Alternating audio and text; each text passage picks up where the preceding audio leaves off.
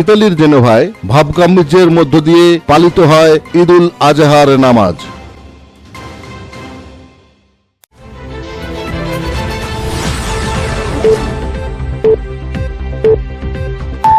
আসসালামু আলাইকুম। এমকে টেলিভিশনের পক্ষ থেকে আপনাদের স্বাগত জানাচ্ছি আমি আশুরা খাতুন নদী। শুরুতেই শুনলেন সংবাদ শিরোনাম, এখন ডেস্ক থেকে বিস্তারিত। বিশেষ এই দিনটি ছুটির দিন হওয়ায় মুসল্লিদের উপস্থিতি ছিল চোখে পড়ার মতো। প্রতি বছরের ন্যায় এ বছরেও ইতালির জেনেভা শহরে পিয়াচা কারিকামেস্তেতে দেয়া সেন্টার ও আল বুখারি মসজিদের সমন্বয়ে খোলা মাঠে বিশাল ঈদের জামাতের নামাজ অনুষ্ঠিত হয়। ঈদের জামাতের সার্বিক তত্ত্বাবধানে ছিলেন আক্তার হোসেন ঢালি, কালাম ফরাজি, ইমরান হোসেন, নুরু হাজি, আবু সায়েম, জহির মান্নান, আলী ব্যাপারী সহ কমিউনিটির ব্যক্তিবর্গ।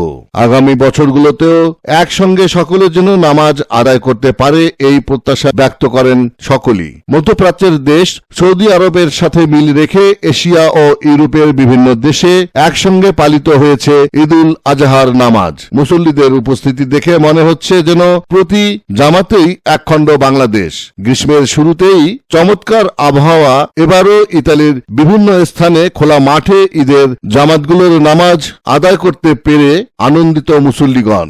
বাংলাদেশ, আফ্রিকা, মরক্কো, তুনিসিয়া সহ মুসলিম সম্প্রদায়ের সকল লোক একসঙ্গে জামাতের নামাজ আদায় করতে পেরে সকলেই আনন্দিত।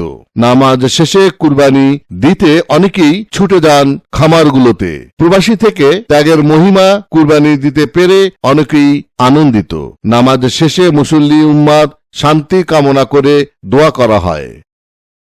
ইফতেখার, প্রবাসী ডেস্ক, এমকে টেলিভিশন। আসসালামু আলাইকুম রহমতুল্লাহি ওয়া বারাকাতুহু। ঈদ মোবারক, ঈদ মোবারক, ঈদ মোবারক। জেনেভাবাসী, আপনাদেরকে অসংখ্য ধন্যবাদ আমাদের সাথে অ্যাড হওয়ার জন্য। আপনাদেরকে অসংখ্য ধন্যবাদ। আমাদের মসজিদ শেষ হয়েছে। আমাদের বাংলাদেশ কমিউনিটি জেনেভার সকলের অংশগ্রহণে আমাদের নামাজ সুন্দরভাবে শেষ হওয়ার কারণে সবাইকে সুন্দরভাবে আসছেন। আলহামদুলিল্লাহ, মসজিদের সঙ্গে আপনারা সহযোগিতা করেছেন, আমরা আশা রাখি আলহামদুলিল্লাহ এরকম হাত প্রসারিত করেছেন, দান করেছেন।